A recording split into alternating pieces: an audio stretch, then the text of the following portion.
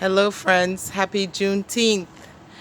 Today celebrates and commemorates 155 years since the last of the slaves found out about the Emancipation Proclamation, in which Abraham Lincoln, back in 1863, had announced that slavery was basically over. Slavery could be terminated. And many of the slaves all over the country did not find out until this same day, June 19th, 1865. So I just wanted to send a quick, just put out there some positive vibes, a quick message about why this day is so important to celebrate and commemorate.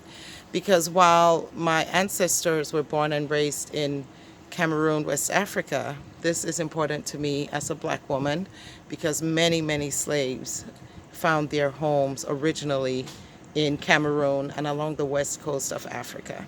So it's a special day because as of this day going forward, they were all officially free.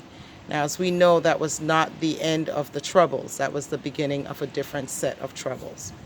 So I'd like to share with you a little quote and some wise words from one of my favorite authors and inspirational speakers, life coach, Iyanla Vanzant. I've had this book of hers for over 20 years. It's called Acts of Faith. I think this is a great book for anyone out there to have. So it says for June 19th, the main point in the game of life is to have fun.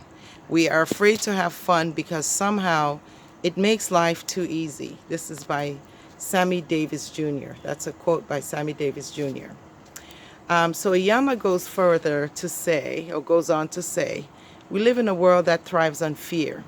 Fear of living, fear of dying, fear of having too much, fear of not having enough.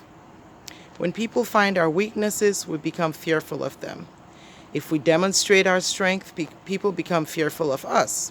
We know about that right now, right? There are a lot of people who are fearful of black folks and young black men especially, and they're just killing them any chance they get.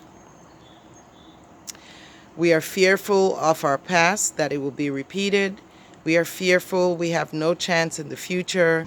We are fearful of one another. We are fearful of those who are fearful of us. When we allow fear to control our daily lives, we run the risk of remaining where we don't want to be, in fear. We must confront the things we fear, people and situations, believing the Spirit of God is with us. By doing the very thing we fear, we tap into a force that directs and protects us, unleashing the power that has brought us this far. When we give in to our fears and avoid taking chances, it's unlikely that we will ever overcome the things we fear. As a final line, she says, as my sense of power increases, my fear about life decreases. That's kind of like an affirmation. As my sense of power increases, my fear about life decreases. What are you afraid of? What are you fearful of in these times? Is it COVID? Is it police brutality? Is it that your voice wouldn't be heard? That your voice doesn't matter? I speak to you today and encourage you to be empowered and stand in faith and knowing that your voice is important, our voice as black folks, but our voice as humanity seeking equality matters. Happy Juneteenth all. Stay well.